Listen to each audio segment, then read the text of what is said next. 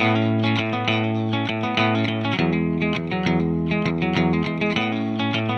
Everyone, you are most welcome to my YouTube channel Daisy English.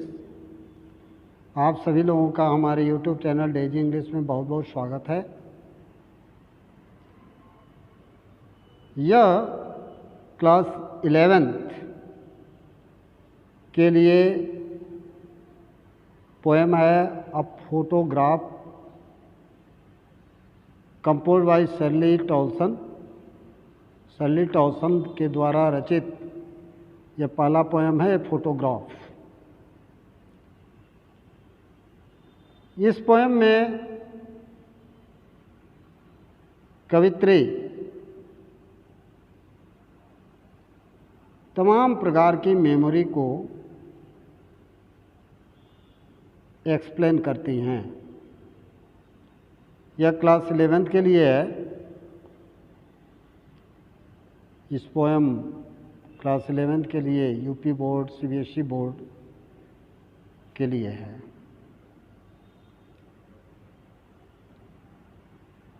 थोड़ा सा मैं प्रकाश डालना चाहूँगा पोएटेस के ऊपर, शर्ली टॉल्सन के ऊपर, कि she was born on May 20th May 1924 in the United Kingdoms। United Kingdoms में 20 मई 1924 को इनका जन्म हुआ था, इंग्लैंड में। And she died at the age of 94, और 94 साल की अवस्था में इनका देहांत हो गया था। इन्होंने social history of the country side पर किताबें लिखी। She was a poet, a teacher, an educational journalist and editor. She is the author of books about walk along the ancient tracks and roads of Britain. Her poems were very sensitive and carefully crafted. Her poem, A Photograph, which is before you, is a poem of remembrance with a rather sad tone। बहुत ही दुखी tone के साथ remembrance है, यादें छिपी हुई हैं इसमें।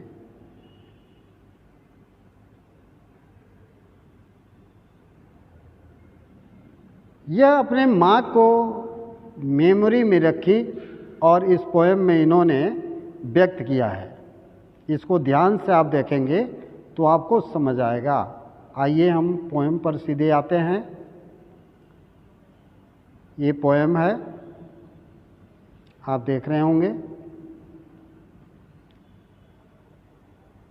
एक्चुअली ये जो पोएम है,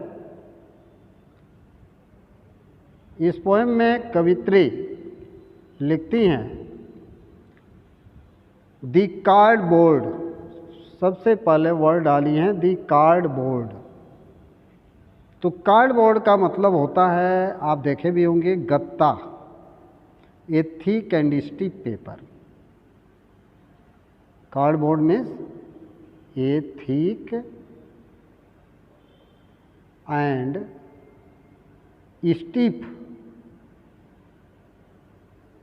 stiff tough paper cardboard means होता है। यानी कि गत्ते के ऊपर लगा हुआ छाया चित्र। कार्डबोर्ड का मतलब ये भी होता है, गत्ते के ऊपर तमाम प्रकार के चित्र बने होते हैं, उसको दर्शा रहा है द कार्डबोर्ड। शोज मीन्स होता है दर्शाना, रिवील्स। मी मीन्स मुझे, मी को किसके लिए आया है, तो कवित्री के लिए। ये कवित्री कह रही हैं कि कार्डबोर्ड पर गत्ते के ऊपर बना हुआ छाया चित्र मुझे दर्शाता है हाउ इट वाज, यह कैसा था। When the two girls cousins, इसमें दो लड़कियां हैं जो कजिन्स हैं। कजिन्स का मतलब हुआ चचेरी भाई या चचेरी बहन। ये आप देख रहे होंगे।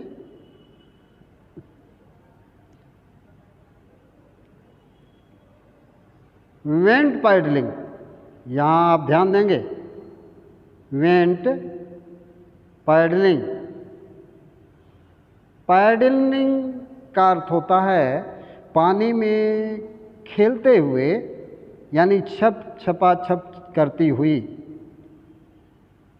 Each one holding one of my mother's hand, each means प्रत्येक, ईच वन मीन्स प्रत्येक, होल्डिंग मीन्स पकड़े हुए, one of my mother's hands मेरे माँ के हाथों में से एक हाथ को पकड़े हुए।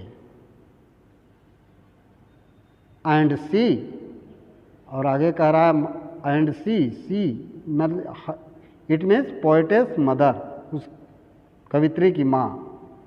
द बिग गर्ल, वह सबसे बड़ी थी, वो सबसे बड़ी हैं। सम 12 years आर सो, कुछ उनकी उम्र यही 12 साल या इसी तरह का हो रहा था।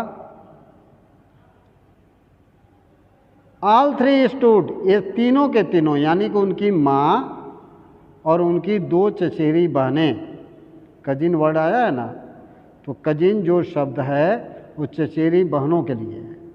दो लड़कियां यहाँ दिया है, 2 girls कजिन्स। ये दोनों लड़कियां कवित्री की माँ का हाथ पकड़े हुए, जो सबसे बड़ी हैं, लगभग 12 साल की, 12-13 साल की अवस्था है, स्टूड खड़ी थी, स्टिल मीन्स शांत खड़ी थी, टू स्माइल मुस्कुराते हुए, थ्रो देयर हेयर अपने हेयर के माध्यम से, अपने यानी कि उनके जो बाल हैं उनके चेहरे पर बिखरा हुआ है, तो उससे देखते हुए वो खड़ी हुई हैं। यहाँ पर आप देख रहे होंगे, ये चेहरा दिखाया गया है, और ये पोएट्स की माँ है, जो सबसे बड़ी हैं, और इनका उम्र लगभग दर्शाया गया 12 years। और दीज आर कजिन्स, इनकी चचेरी बहनें हैं, कजिन्स, जो पानी में, समुद्र के किनारे पानी है, पानी में छप करते हुए खेलने के पर्पज से कवित्री की माँ का हाथ पकड़े हुए शांति से खड़ी हैं। और खड़ी क्यों हैं? एट दी अंकल, किसके तरफ? तो अंकल के तरफ। ये अंकल हैं, अंकल के तरफ खड़ी हैं, अंकल के पास। विद द कैमरा, जो कैमरा लिए हुए हैं, फोटो खींचने के लिए कैमरा लिए हुए हैं, उनके तरफ देख रही हैं। उसके बाद यहाँ तक तो हो गया, ये कैमरे का चिन्ह है, आप देख रहे होंगे, it is camera. A sweet face, कवित्री अपने माँ के चेहरे को और स्वीट फेस बताई है कि माँ सुंदर चेहरा, यहाँ स्वीट फेस दिखाई हैं, सुंदर, बहुत प्यारा, वेरी लवली उनका चेहरा है। माई मदर्स, मेरी माँ की, मेरी माँ का चेहरा बहुत सुंदर है, यानी कि कवित्री की माँ का चेहरा बहुत सुंदर है। That was before I was born, वह चेहरा जो I was born, I word आया है, I stand for the poetess, यानी कि कवियत्री के जन्म से पहले जो चेहरा था उस चेहरे को बताया गया है कि जब कवियत्री ने अभी जन्म नहीं लिया था उससे पहले, क्योंकि वो भी छोटी लड़की थी, 12 साल की अवस्था थी। एंड द सी, और जो समुद्र है, यहाँ जो समुद्र दर्शाया गया है, and the sea which appears to have, आगे कवित्री लिखती हैं, जो प्रतीत होता है चेंज्ड लेस, कि यह बहुत कम मात्रा में, कम में जो है क्या हुआ है, परिवर्तन हुआ है उसमें। चेंज्ड लेस, और जो थोड़ा सा परिवर्तन हुआ है। What's there terribly transient face, यहाँ देखेंगे आप, दे रहा है कि vast there terribly transient face. Transient word जो आया है, ट्रांसिएंट का अर्थ होता है, आप ध्यान से देखेंगे तो होता है नासवान, टेम्प्रोरी, अस्थाई जिसको बोलते हैं, क्षण भंगुर होने वाला, बहुत कम समय में नष्ट हो जाने वाला। तो बताया है कि सम 20 ईयर्स,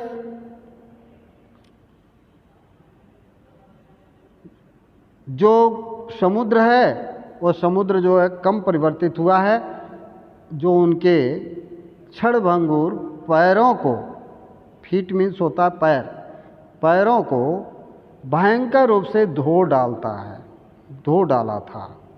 सम 20-30 ईयर्स लेटर, कब? तो कुछ 20 या 30 साल पहले, 20-30 साल पहले उनके पैरों को धोया था। किनके पैरों को? किनके पैरों को?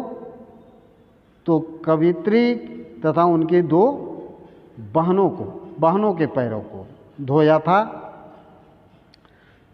और जब उस समय सी लाफ, वह हंसी थी। एट द स्नैपशॉट, किस पर? तो स्नैपशॉट पर, छाया चित्र पर। और कहा था सी बेटी एंड डॉली। ये बेटी एंड डॉली कौन है? Betty and Dolly's are the names of 2 cousins, ये 2 चचेरी बहनों का नाम है। उनसे वो कहा था, बोली थी, क्या है बेटी और डॉली, देखो, सी वुड से, वो कही, and look how they dress us for the beach. और उन्होंने ये भी बताया था कि ज़रा ये देखो कि किस प्रकार से वे लोग, हमारा बीच बोला जाता है समुद्र का किनारा, समुद्र के किनारे पर जाने के लिए हम लोगों को किस प्रकार से वे लोग ड्रेस पहनाए थे, किस प्रकार से वे लोग हमको ड्रेस पहनाए थे, यह दर्शाया गया है। पुनः कवियत्री कहना चाहती हैं,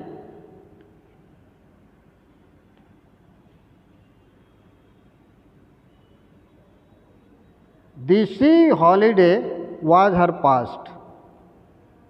कहा कि वह हॉलीडे का समय था, छुट्टियों का समय था, समुद्र के किनारे जाकर के खेलने का समय था, यह उनका पास्ट था, बीता हुआ समय था। और कवियत्री कहती हैं कि यह जो समुद्र के किनारे पर जा कर के ये लोग पैडलिंग कर रहे हैं और फोटो खिंचा रहे हैं, वह समय उनका पास्ट था। हर यानी कि उनके माँ का, उनके बहनों, उनके और उनके माँ के चचेरी बहनों का। Mine is her laughter. लेकिन कवियत्री कहती हैं बहुत छूने वाली चीज़ दिया है यहाँ, very sensitive line is this is very sensitive line. वो कह रही हैं कि माइन इज हर लाफ्टर, लेकिन मुझे तो सिर्फ उनकी हंसी ही है जो देखने लायक है और खुशी का दे सकता है। बोथ राई, यहाँ एक वर्ड आया है बच्चों, राई। राई का मतलब होता है विडंबना, बहुत विडंबना की स्थिति, डिसपॉइंटमेंट ड्यू टू आर्निकल सिचुएशन, बहुत ही निराशा का समय, दोनों ही समय बहुत निराशा का समय है। With the levered is of loss, कह रहा है कि यह दोनों ही कठिन परिस्थितियों, कठिन समय का है। फिर वो कहती हैं now she has been dead, अब वो मर चुकी हैं। कौन? She, who is she? She is the poetess mother, she जो है कवित्री की माँ है। She has been dead nearly as many years, कई साल पहले, उतने ही साल पहले मर चुकी हैं, यानी कि 12 साल पहले, जब वो एट दैट गर्ल लिव्ड, जिस प्रकार वो लड़की की अवस्था में थी, जब वो गई थी अपने चचेरी बहनों के साथ समुद्र के किनारे खेलती हुई, क्रीड़ा करती हुई और फोटो खिंचाने के लिए, उस समय उनकी अवस्था थी 12 ईयर्स। तो लगभग 12 साल बीत गए उनके मरे हुए। एंड आप दिस सर्कुमस्टेंस, और यह जो परिस्थिति है, देयर इज नथिंग टू से एट ऑल, कवित्री कहती हैं कि कहने के लिए कुछ भी नहीं है, कहने के लिए कुछ भी नहीं है जो कहा जा सके, बल्कि क्या है, इट्स साइलेंसेस, केवल उनकी शांति का शांति यहाँ है। यानी कि जो वो शांत हैं अपने उस फोटोग्राफ में, वही हमारी शांति है। इस प्रकार से कवित्री ने इस पोएम में बहुत अच्छा चित्रण किया है। She has portrayed her mother in very sufficient way. She is saying that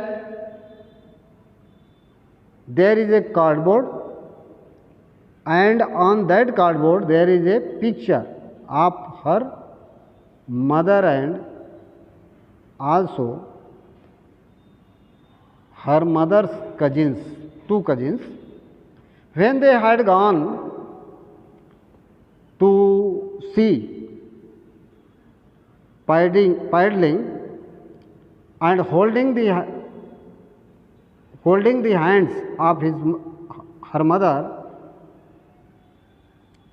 they stood in the sea for taking the photograph by someone cousin there who has taken a camera in his hand.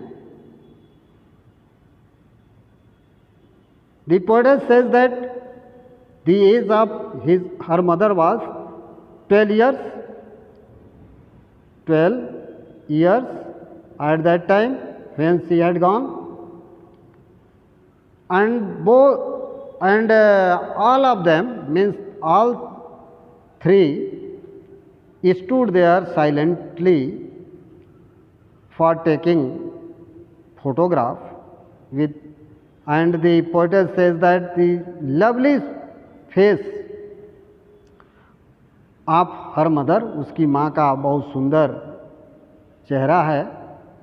और आप जानते हैं यहाँ एक psychology छिपा हुआ है।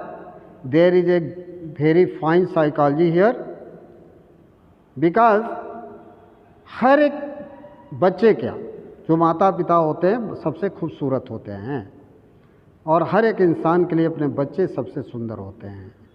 यहाँ लिखा है कि ए स्वीट फेस, उनका एक लवली फेस है, और किसके लिए? तो माई मदर्स, यानी कि पोएटेस की माँ, कवित्री की माँ। यह बताया गया है। In this lines we find the strong psychology and she appears, she was beautiful when the poetess was not born. The poetess had not come to the earth. इस प्रकार से एक यह पोएम का सारा एक्सप्लेनेशन आपने समझा। आशा करता हूँ कि आपको समझ आ गया होगा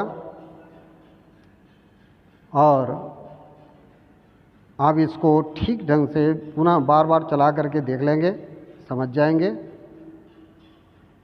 अगर आप हमारे YouTube चैनल पर नए हों तो सब्सक्राइब कर लें तथा वीडियो अच्छा लगे तो लाइक अवश्य करें।